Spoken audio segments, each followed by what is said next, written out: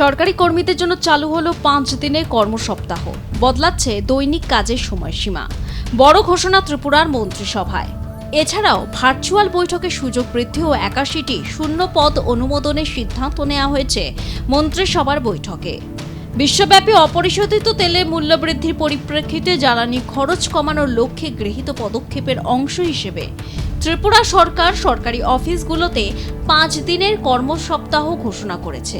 মুখ্যমন্ত্রী মানিক সাহার সভাপতিত্বে অনুষ্ঠিত মন্ত্রিসভার বৈঠকের পর এক সংবাদ সম্মেলনে বক্তব্য রাখতে গিয়ে মন্ত্রিসভার মুখপাত্র সুশান্ত চৌধুরী বলেন, এখন থেকে সব শনিবার ও রবিবার সরকারি ছুটি থাকবে। নতুন ব্যবস্থা অনুযায়ী সরকারি অফিসগুলো সোমবার থেকে শুক্রবার সকাল 9:30 থেকে সন্ধ্যে 6টা পর্যন্ত খোলা থাকবে। এর আগে কেবল মাসের দ্বিতীয় ও চতুর্থ শনিবার ছুটি থাকত।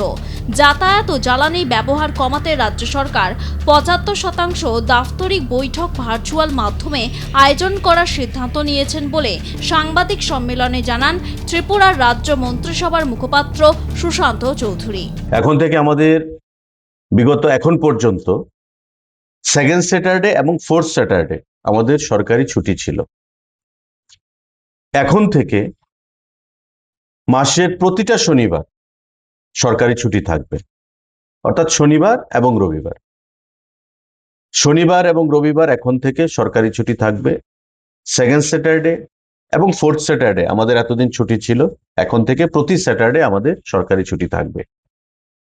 তাতে অফিস আওয়ারের কিছু পরিবর্তন করা হয়েছে, মানে মানডে থেকে যে ফ্রাইডে এই টাইমটা, সানডে ছুটি, Monday, Tuesday, Wednesday, Thursday, Friday, এই যে 5 দিন সকাল 9:30টায় অফিসে আসতে হবে আর ওয়ার্কিং টাইম থাকবে 6টা পর্যন্ত। আগে হতো 10টা থেকে 5টা, এখন আসবে 9:30টায় এবং 6টা। আধা ঘন্টা আগে শুরুয়াত আর 1 ঘন্টা পেছনে। তার বদলে প্রতি শনিবার এখন থেকে সরকারি ছুটি হিসাবে সেখানে ঘোষণা করা হয়েছে। আজকের এই ক্যাবিনেট মিটিংয়ে গুরুত্বপূর্ণ সিদ্ধান্ত গ্রহণ করা হয়েছে। প্রশাসনিক সংস্কার ছাড়াও মন্ত্রিসভার বিভিন্ন বিভাগে 81টি শূন্য পদ পূরণের অনুমোদন দিয়েছে। এর মধ্যে গণপূর্ত বিভাগ বা পিডব্লিউডি এর অধীনে লোয়ার ডিভিশন ক্লার্ক বা এলডিসি এর 26টি শূন্য পদ রয়েছে, যেগুলিতে ত্রিপুরা যৌথ নিয়োগ বোর্ড বা জেআরবিটির মাধ্যমে নিয়োগ করা হবে। এর মধ্যে 3টি পদ প্রাক্তন সৈনিকদের জন্য সংরক্ষিত রাখা হয়েছে। জেআরবিটির মাধ্যমে 26খানা post lower division clerk LDC, সেখানে পোস্ট ক্রিয়েট করা হয়েছে এবং সেগুলো ফিল আপ করা হবে। তার মধ্যে 3খানা পোস্ট আমাদের এক্স সার্ভিসম্যান, যারা মিলিটারি থেকে আপনারা জানেন রিটায়ারমেন্টে আসে তাদের জন্য, এবং বাকি 23খানা পোস্ট আমাদের জিআরবিটির পরীক্ষার মাধ্যমে নিয়োগ করা হবে। টোটাল 26খানা পোস্ট পিডব্লিউডি দপ্তরের অধীন জিআরবিটির মাধ্যমে নিয়োগ করা হবে। আজকের ক্যাবিনেটের বৈঠকে এটা সিদ্ধান্ত করা হয়েছে। মন্ত্রিসভা তথ্য ও সংস্কৃতি বিভাগের অধীনে 50টি গ্রুপ সি পদে সরাসরি নিয়োগেরও অনুমোদন দিয়েছে। পদগুলোর মধ্যে রয়েছে অনুবাদক, প্রতিবেদক, চিত্রনাট্যকার, সাংস্কৃতিক সহকারী, লোকশিল্পী, সহকারী ফটোগ্রাফার, সহকারী গ্রন্থাগারিক এবং এলডিসি পদ। এছাড়াও অর্থ দপ্তরের অধীনে ক্ষুদ্র সঞ্চয় পরিদর্শকের 5টি পদও পূরণ করা হবে বলে জানিয়েছেন সুশান্ত। আজকে সিদ্ধান্ত গ্রহণ করা হয়েছে ক্যাবিনেটে 50খানা পোস্ট, তার মধ্যে translator, reporter, script writer, cultural assistant, assistant photographer, folk artist, assistant librarian, lower division clerk. Total 50খানা পোস্ট, সেগুলো আমাদের ফিল আপ করা হবে। আজকে এই ক্যাবিনেট বৈঠকে মাননীয় মুখ্যমন্ত্রীর পৌরোহিত্যে এই সিদ্ধান্ত গ্রহণ করা হয়েছে। এর মধ্যে সরকারি বৈঠক ভার্চুয়াল মাধ্যমে আয়োজন, ইলেকট্রিক ও সিএনজি যানবাহনের ব্যবহার বৃদ্ধি, প্রশাসনিক স্তরে গাড়ির ব্যবহার কমানো এবং বড় আকারের রাজনৈতিক সমাবেশ এড়িয়ে চলার উপর বিশেষ গুরুত্ব দেওয়া হচ্ছে। জানা গিয়েছে ইতিমধ্যে এই সংক্রান্ত নির্দেশ বিভিন্ন সরকারি দফতরে পাঠানো হয়েছে। এক কথায় কাজের ক্ষেত্রকে আরও উন্নত ও স্বস্তির লক্ষ্যে ত্রিপুরার বিজেপি শাসিত সরকার। ব্যুরো রিপোর্ট, আর+ নিউজ।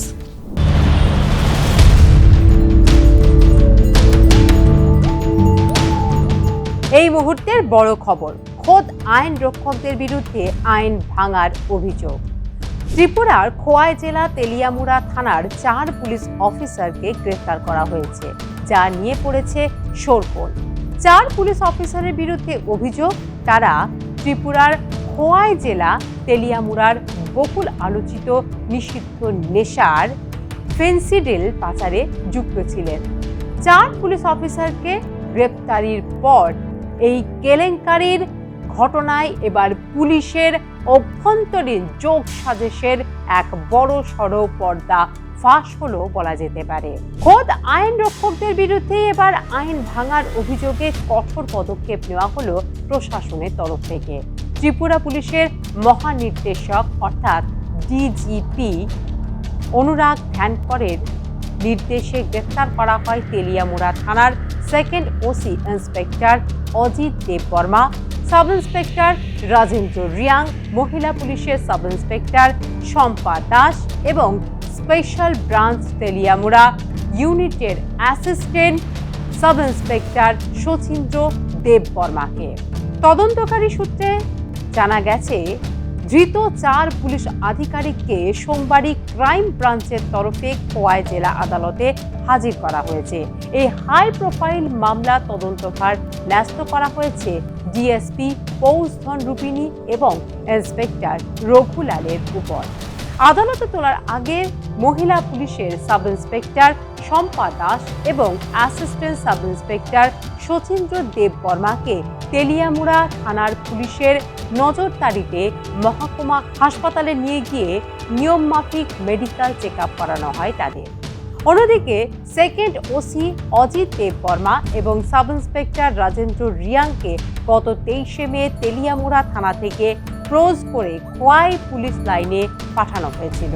সেখান থেকে সরাসরি তাদের খোয়াই জেলা আদালতে পেশ করা হয়। ধৃতদের নিজেদের হেফাজতে নিয়ে জিজ্ঞাসাবাদের জন্য ক্রাইম ব্রাঞ্চের তরফে আদালতের কাছে রিমান্ডের আবেদন করা হয়েছে।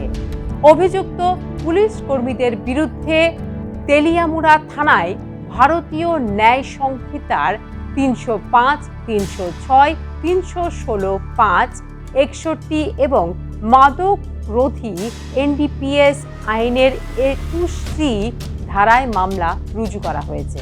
তেলিয়ামুড়াতে কিছুদিন আগে একটা কেস রেজিস্টার হয়ে গেছে এনডিপিএস কেসে। During investigation of the case আর ডিউরিং সিজার আমি যে খবর পাইছি সিক্রেট সোর্সেসে কিছু প্রসিডিউরাল ল্যাপসেস হয়েছে ওখানে। তো এই খবর পাওয়ার পরে আমি অ্যাডিশনাল এসপিকে ডাইরেকশন দিয়েছি কি to do the discreet enquiry and detailed enquiry. তারা এনকোয়ারি করছে। এনকোয়ারি করার পরে কিছু সাম অফ দি এসকাপ bottles, seized bottles were not accounted for.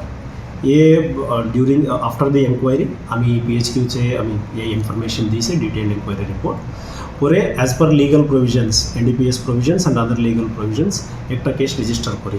আমি রেজিস্টার 4 জনকে खिलाफ আমি একটা কেস রেজিস্টার করি and immediately the case has been transfer to crime branch and 4 জনকে আজ সকালে আমি অ্যারেস্ট করি অ্যান্ড আজকের মধ্যে আমি কোর্ট মে প্রডিউস করতেছি। ফার্দার ডিপার্টমেন্টাল এনকোয়ারি ইনিশিয়েট হয়ে গেছে and all 4 of them have been placed under suspension.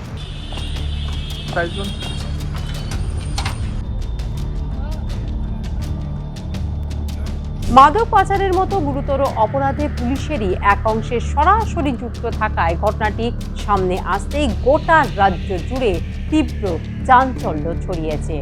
ঘটনার গভীরে পৌঁছাতে ত্রিপুরা পুলিশের তরফে শুরু হয়েছে তদন্ত। এই অপরাধের সঙ্গে আরও কেউ যুক্ত আছে কিনা তা জানার জন্যই আদালতের কাছে অভিযুক্ত 4 পুলিশকে রিমান্ডে নেওয়ার আবেদন জানানো হয়েছে ত্রিপুরা পুলিশের তরফ থেকে। এখন দেখার রিমান্ডের আবেদনে আদালত কি রায় দেয়।